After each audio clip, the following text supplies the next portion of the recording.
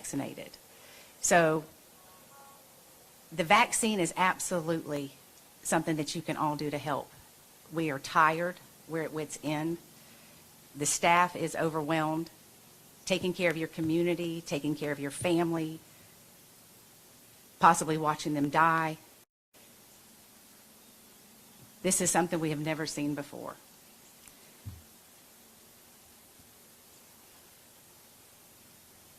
It's trying times. I've been doing this for 26 years and never have we seen anything like this. If there's anything that would make you consider getting the vaccine, think about your family, think about your community, think about those that are impacted. Wash your hands, wear your masks, take the precautions. If you're not doing it for yourself, do it for all of these others that are going through this. Thank you.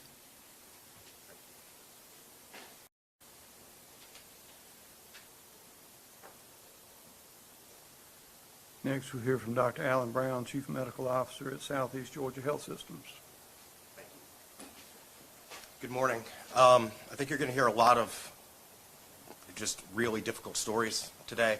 Our healthcare system is completely overwhelmed with COVID patients, COVID positive patients, many of whom are in the ICUs. They are, for the vast majority, are unvaccinated. 100% of our ICU patients did not receive a vaccine. The vaccinated patients that we have make up less than 10% of our hospitalizations, and these patients are not young patients.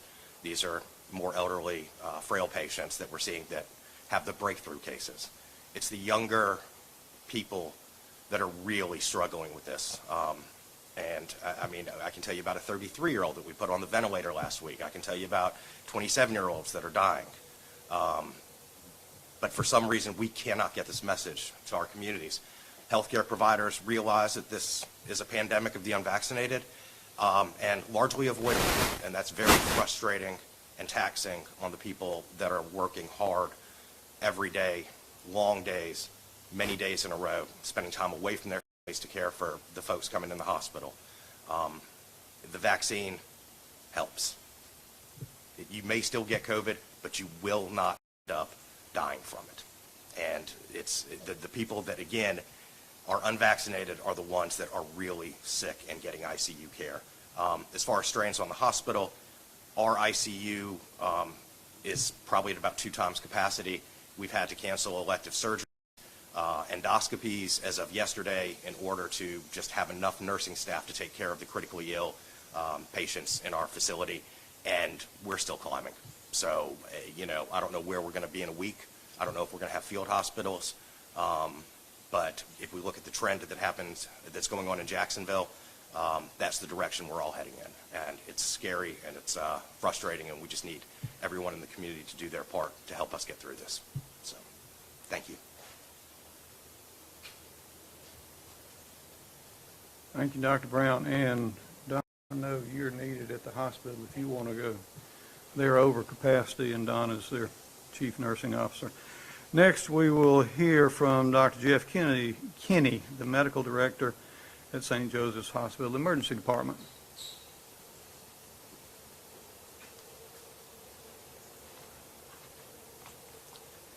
Thank you, Dr. Davis and the Coastal Health District for hosting this. Thank you for having me here. I'd like to speak today about what we're seeing in the emergency departments, one of the front lines in the ongoing fight with COVID-19. We're approximately a year and a half into this pandemic at this point, and we're currently seeing the 3rd major spike of infections. We currently have 97 COVID-19 positive patients admitted at St. Joseph's Candler Hospital. That's the same level as our prior peak, the highest number of hospital admissions that we've had. Unfortunately, we expect this number to go up. The current projections I've seen are that we're looking at the first week of September before this really peaks and abates. So we're as high as we've been, and unfortunately it's likely to go higher. Hospital beds, including ICU beds, are pretty full. What that means to the emergency department is that patients often board or wait in the emergency department for space. What that does is it limits our ability to provide emergency care to those showing up in the ERs. So what you're talking about are long waits in the waiting room and full waiting rooms and lines for care. And no one wants to see that. What can be done about that?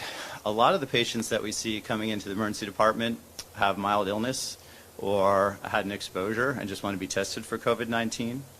I want to remind people that while people do get very sick from this disease and are admitted to the hospital, the vast majority can be safely treated and manage their symptoms at home. And there are a lot of other options where they can be tested. Certainly if you're sick, we want you to come to the hospital and let us evaluate and take care of you. So people ask, well, how do I know? How do I know if I need to go to the emergency room? How do I know if I can treat myself at home? There's a few things. You can find all this on the Coastal Health District's website and on the CDC's website. Just to go over them quickly. If you're experiencing trouble breathing, you're struggling to breathe, obviously we want you to come see us. If you're having persistent chest pain or pressure, that's another good reason to see us. Any alteration in your mental status, if you're newly confused, you're difficult to arouse, or a friend or family member is difficult to wake up, that can be a sign. And then looking at people, if their oxygen levels are low, oftentimes you can tell from their skin tone. They may look pale or have a grayish appearance or a bluish appearance to the skin, lips, nail beds. That can be a sign of low oxygen levels. So those are just some. Obviously, if someone feels or looks very sick, they should always come. But those are some of the ways you can tell you should come seek treatment. One thing that we're recommending people do at home is obtain a pulse oximeter. You can obtain one for $20, $30. It fits on your finger and it tells you your oxygen levels. Normal oxygen levels are going to be between 95 to 100%. We start to get concerned when people are consistently below 92%. So those can be obtained if you're test positive off Amazon and others relatively inexpensively. Another way to tell, they call it silent hypoxia. Sometimes you can't tell. You might not have a pulse oximeter that your oxygen levels are low. What you're going to notice is these people are working to breathe. You're watching them, your friends, your family, noticing that they seem to be breathing fast or that they're having to stop or pause while they're talking in order to get their sentence out, to take a breath. A normal respiratory rate may be between 60 or 20 breaths per minute. When people start taking 22, 24 or higher breaths per minute, that can be a sign that something's going on with their lungs, and another sign to come seek evaluation. Just to reiterate what was said earlier, 80% of the patients that we are admitted to the hospital are unvaccinated, and the vast majority of those in the intensive care unit, non-ventilators, are unvaccinated. Getting vaccinated prevents severe illness, hospitalization, and death. It's well proven. It's true. Unvaccinated people should get vaccinated as soon as possible and continue masking until they're vaccinated. With the Delta variant, this is more urgent than ever. I want to read to you a brief anecdote. The community has been great supporting the emergency department throughout all this. I remember at the beginning of the pandemic when the community really rallied around healthcare workers. We were getting food from local restaurants almost every night, beautiful messages of support from individuals. Teachers were having students write healthcare hero messages to us, comparing us to superheroes. It was really cool. We had military flyovers and paratrooper drops over the hospitals. We felt the love and support, and it helped carry us through those tough times. We need your support again. We're asking for your help. Please wear a mask to protect yourself and others, and please get vaccinated. This is the support healthcare workers need right now and what the community needs to keep us all safe. Thank you.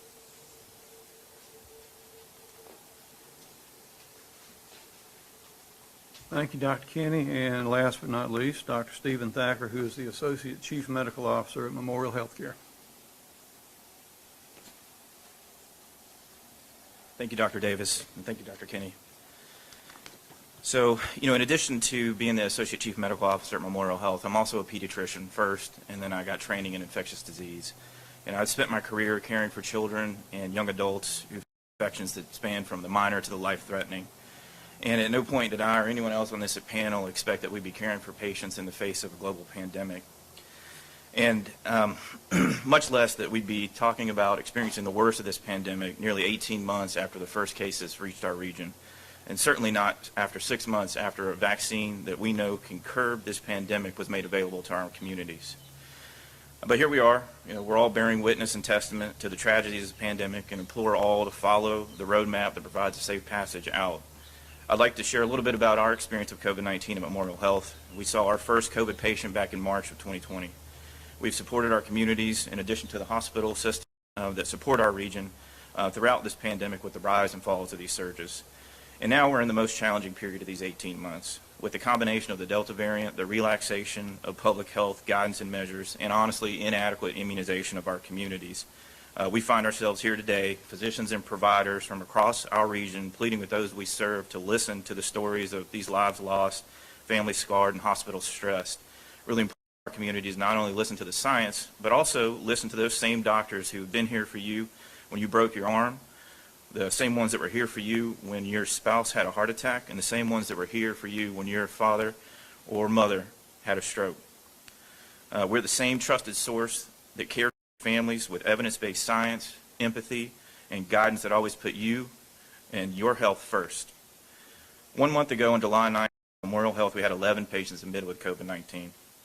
2 weeks ago, we had 36 patients admitted. And now today, we have over 100 admissions admitted with COVID-19, and our community has the highest number of COVID-19 hospitalizations it has ever seen during this pandemic. At this point, you can expect one of two outcomes with regards to this virus. One is becoming infected, potentially becoming harmed, and spreading your infection to others because you're unvaccinated. The other is being vaccinated and exposed, where you may have a low risk of mild to moderate symptoms, but you will be well and your life will be spared. So please recognize that individual choices matter. Your choice matters when it comes to vaccination. In the last 7 days, we've had 7 deaths from COVID-19 at Memorial Health, adding to the now over 21,000 mothers, fathers, grandparents, daughters, and sons of Georgia that have died in Georgia hospitals during this pandemic. At this point, through research, we've learned a lot about how to better treat this disease and prevent death for most. But we've also learned from this same science and research that the most effective and best strategy to not be harmed by this infection is through vaccination. Death from COVID-19 in the U.S. should be viewed as a vaccine-preventable outcome. In the U.S., our state, and our county, we're blessed to have access to safe and effective vaccines against this infection. Now, nearly every loss of life this virus is a loss that I would argue didn't need to happen. And, another reminder that your choices matter when it comes to vaccination. As a pediatrician and a parent, I'm thankful that this virus has impacted children far less than adults, but we're recognizing now that more children are becoming infected and many more are becoming symptomatic and needing hospitalization. The loss of even a single child to this disease is not a fact that we should accept. We're learning every day more and more about the lasting consequences of infection in both adults and children. For those 12 and older, there's a vaccine that can protect our children. For those under the age of 12, the most effective way that we protect those children from infection at this time is to have those people around them vaccinated. As we gratefully send our children back to school, these decisions have direct impact for our community and our children's future, and your choices matter. Due to this virus, close to 1.5 million children have lost a loved one whose purpose was to raise them. That's 1.5 million children who will grow up without a parent or grandparent or loved one who is going to teach them how to read, how to drive, and was going to be there for those pivotal moments as that child became an adult. If you need a reason other than your own personal safety, then imagine your children and your family without you. Show them you care by getting vaccinated. Your choices matter. Our hospitals are busy and our teams are working very hard to care for you and our community. I'm humbled by their grace, their sacrifice, and unwavering commitment to provide the best care to all of our patients in the face of this pandemic. If you want to support your community, your hospital, and your doctors and nurses who keep you and your family well, recognize that your choices matter. Care for yourself, care for your family, and in doing so, care for your community. Wear your mask, get your vaccine. We need to act now to prevent reaching a point where your community might not be able to care for you when the time calls. If we act now, we can save lives, we can keep families whole, and keep our communities healthy. The choice you make for us all.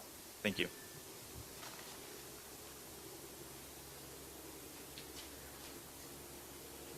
Thank you all. Thank you, Dr. Thacker. About the recent increase in hospitalizations. In the past, we thought children might not be infected as often early in the pandemic, but what we know now is that the single demographic, the demographic age group with the highest percentage of antibodies from infection is actually 0 to 17. So more children have been infected than other people. In the last 2 weeks, just in Chatham County, the percentage or the increase in cases in children 0 to 19 has gone up 333%. So we're definitely seeing this virus impact the younger people. And I think that concludes everything we have, but we would be open to questions. Who's got a question? Right here. Oh, thank you. So we know that vaccination rates are extremely low in our community, not just in Savannah, not just in Chatham County, Long County. I mean, we're seeing in the teen percentage of people fully vaccinated, like 15%. What do we have to do to get this message to people? You all just stood up there and told us you're overworked, you're at your wit's end. What is the deal, and how do we get more people vaccinated? I think we depend on people like you sharing the story in an appropriate manner and sharing the facts with the general population.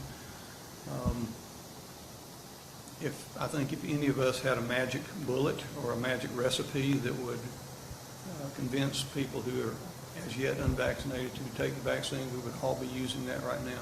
This is literally a plea from your healthcare providers to get vaccinated.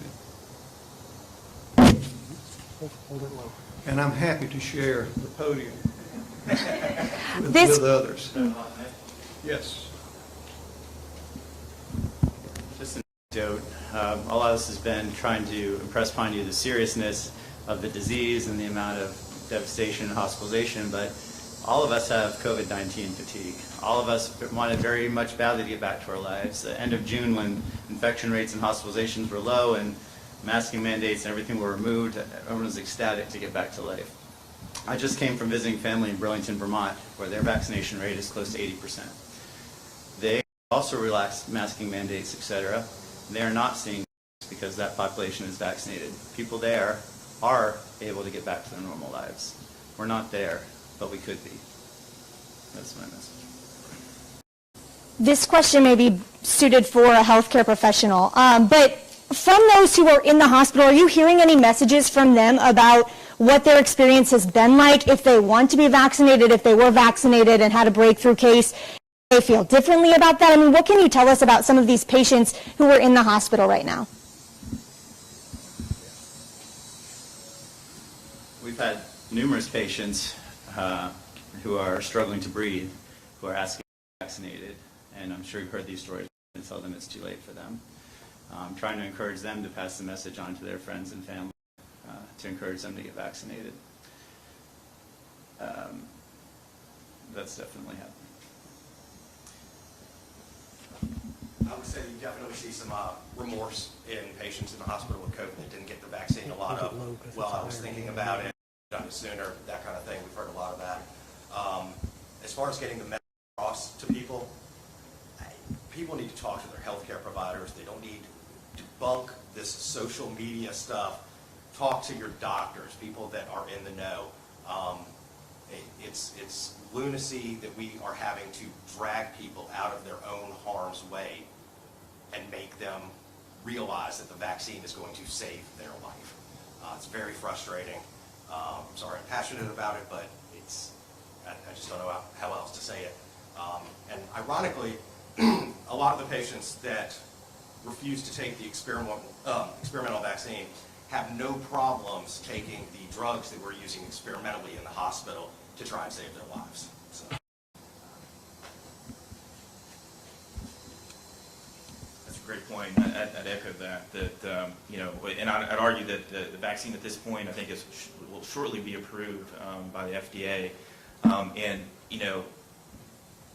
It is sad to hear about not only our team members but community members as well that are waiting until their loved one is sick in the hospital with COVID-19, or they have the loss of a family member that's been that reason that they're now pursuing vaccination.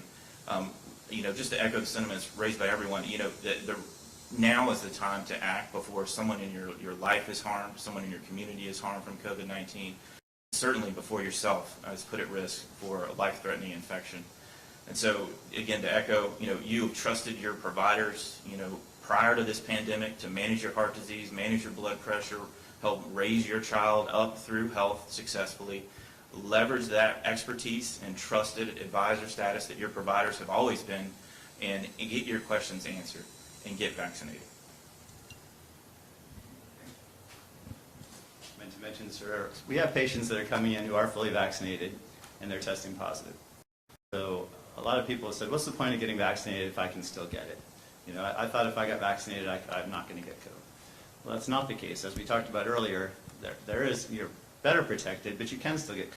But those patients who are upset that I'm telling them they're positive, they almost can't believe it. They're going home and they're recovering. And so I'm having to tell them, look, you know, your oxygen levels are normal, your chest x-ray is clear, you know, you don't feel well right now, but you'll likely be fine in a few days. It could be the other way around. So I think that's the message, is that, is the vaccine 100% effective at preventing infection? No. No one ever said it was. Is it extremely effective at preventing hospitalization, serious illness, and death? Absolutely. Are y'all seeing any uptick in like long haul symptoms with the Delta variant, or especially like even younger people having to deal with the long-term consequences of the COVID infection? In fact, Thackeray may be better. Yeah, so, you know, it's come by a lot of different names throughout this, from long COVID to post-COVID syndrome. And to answer your question, we know now that about a quarter of people who've had COVID-19 will have lasting symptoms that can last weeks to months, and some people still having symptoms now. And what we're learning now, as we're discovering that more children were infected than we realized, that there are an increasing number of cases of children with symptoms of long COVID syndrome. And that's, you know, to me, a chapter of this book that's still being written. We don't fully understand the lasting consequence of having had this infection. And what we are learning is that it's affecting our children more than we thought previously. And what are some of those long haul symptoms? Yeah, the long haul symptoms are sort of an overwhelming fatigue that is most common. Some people can have difficulty with their breathing, and including as, you know, a lack of tolerance for the activities of daily lives that they used to be able to. So be getting winded with actions you never would have before. And for individuals, they're having things like headaches and neurologic symptoms that have not resolved. Dr. Thacker, large, probably, amount of the community who maybe got their vaccine because of the incentives. You know, you don't have to wear a mask, you can travel, things like that. Those incentives still stand. If I'm vaccinated, am I expected to wear a mask? The answer to that is it depends on the situation in which you're in. So to your point around incentives, you know, I recognize that we need a lot of these incentives to drive certain people to the table for vaccination. Right now, I think the biggest incentive with this new Delta variant is it is the most reliable way to not become harmed by this infection. And to me, that's incentive enough. From the standpoint of masking when you're traveling, that has not changed for quite some time. As we're traveling in public transit, you remain masked. If you're gathered indoors with individuals that you're not aware of their vaccination status, you should be masked as well. Part of this is us being proactive in communities while we learn and understand what is the consequence of being vaccinated and getting exposed and infected with this virus. Can we share it with others? We don't want to be looking back retrospectively and saying, I wish we had told them to be because we could have prevented more infection and harm to our communities.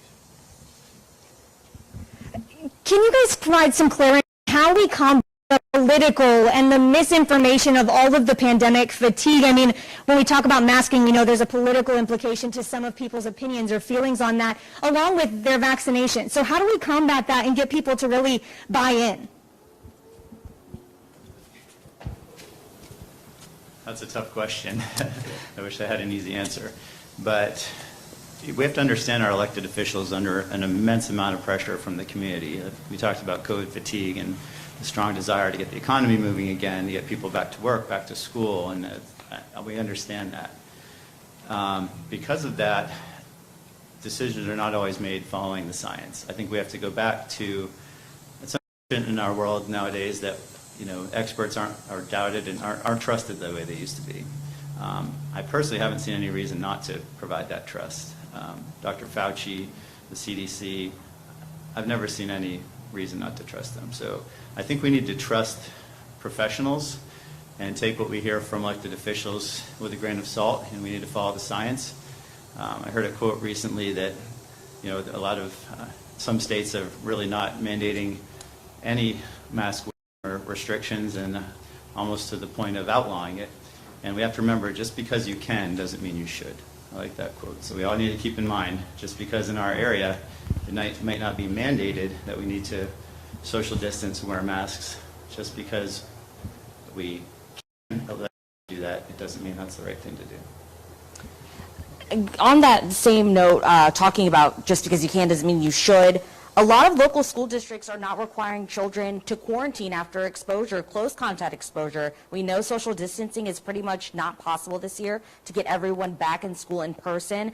What advice are you giving to parents right now if they come into close contact, if they are in a district where, one, you don't have to wear masks, it's not required, and two, the students don't have to quarantine if they come in close contact?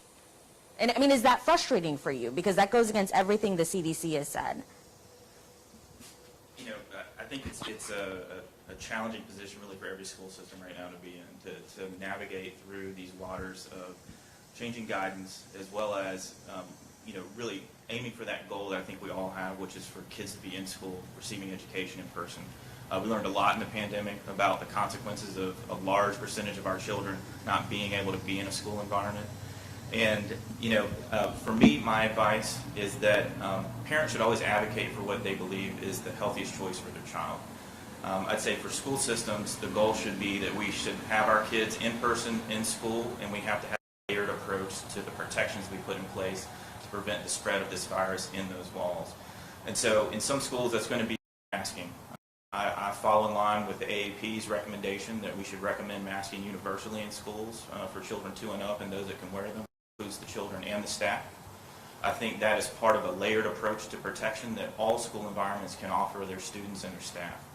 Recognizing that some schools don't have the space to space out children, or the classroom size is able to basically have everyone educated in person, and that has to be the specific goal. So we need to pair masking guidance with good strategies around you know, cleaning schools, keeping kids out of school when they're sick, and having access to testing, and honestly supporting vaccination for those that it's indicated for. And that's my next question. How are we doing with child vaccinations in our area? I know a lot of parents that I've heard from say they're fine getting it themselves, but they're nervous about having their children take the vaccine. And especially now, as we're seeing more kids getting sick from this virus, I mean, what message do you have for parents that are maybe on the fence, you know, should I get my kid vaccinated or not? Yeah, you know, I think to come back to the same messaging that, you know, you trusted your pediatrician with guidance to keep your child well and help them grow into the successful adult that they're going to be or already have become. So speak with your pediatrician or your family medicine doc about the benefits of COVID-19 if you have a child who's 12 and older. And as a testament, one of my kids is 13. I had no hesitation, knowing what I know as an expert in this field. The right thing to do for my 13-year-old son was to vaccinate him, not only for his own well-being, but also to protect him as a member of the community. I am not worried that he is someone who will be very likely spread this infection to others. And I instill that in my children, and I hope all parents do, that we have a role for ourselves, but we also have a role and a service mission to our communities as well. When we talk about the regional impact, I know that obviously in Florida, seeing a lot of cases. So how does that impact us here in Georgia? And then also when we see some of those smaller communities with low vaccination rates, how does that impact us sometimes here in the Chatham County area? And how does that all flow when we look at the big picture? The virus is definitely moving north, and it's traveling, at least in our region. Other regions, Mississippi, Missouri, there seem to be epicenters that are moving out. So the impact here is you're going to feel it. It's coming. I heard you guys talk about having 130 patients in Memorial. How many beds is Memorial? Like 600 beds. So they got 130 out of 600. Baptist in Jacksonville has about 720 beds. 582 this morning were COVID patients. We have 250 beds. 121 of ours are COVID patients, and these numbers have gone. July 12th, we had 10. Today, we've got 121. That's how quickly this has happened. It's coming. And it's, you know, in any counties that have low vaccination rates, the hospitalizations are going to be very high. And I'm not trying to spread fear or anything else. It's just, you know, there's nothing you can do about it. And the state, like high vaccination rates are going to weather the storm much better than we will. So that's the impact on, Savannah and the local coastal communities. This is for Dr. Davis.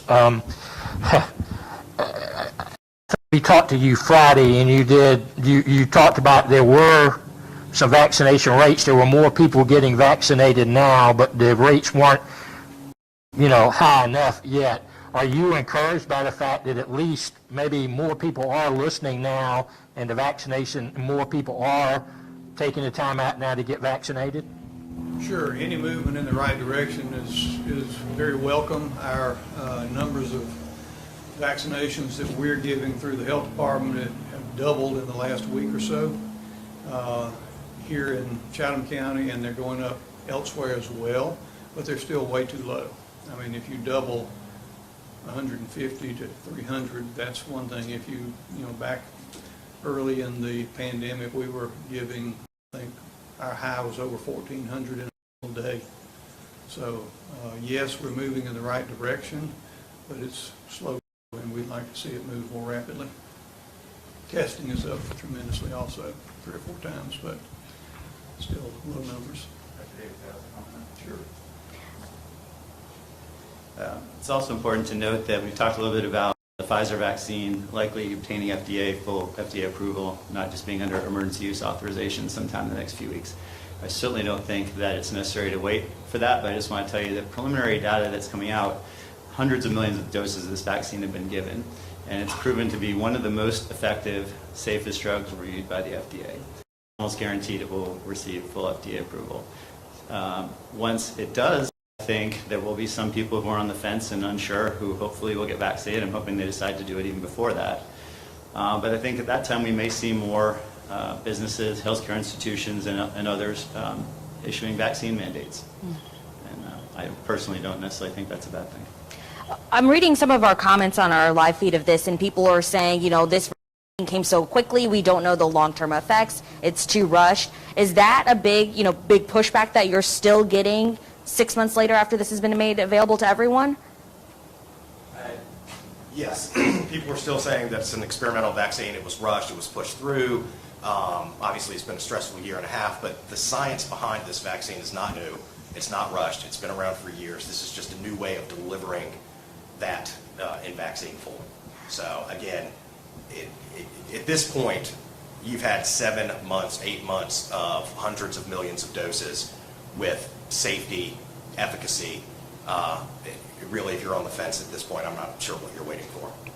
Prior to this Delta surge, a lot of people who had antibodies from previous infection may have thought they were protected. A study came out last week about how the vaccination helps those who have previously been infected. What do we know about that? Yeah, so that was a great proof of what we kind of already knew around the benefits of vaccination for those that were even infected. Just the nature of how our immune system responds to natural infection. What we found was that the antibodies that you make following natural infection were less overall protective against these new circulating strains compared to this very targeted, focused approach to generating a protective antibody response with a vaccine. So all that said, that if you're someone who's had natural infection with COVID-19, you have the same recommendations I would give someone who's not, that you should receive vaccination. We have now a growing body of evidence that it is the best and most effective way to protect yourself against reinfection, which I know many of us have already seen come through our hospitals at this point in time, and that rate is starting to rise now that the Delta variant is the predominant strain in Georgia.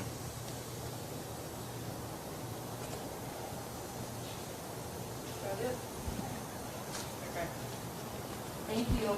Thank you very much. Good to see you, man. Good job.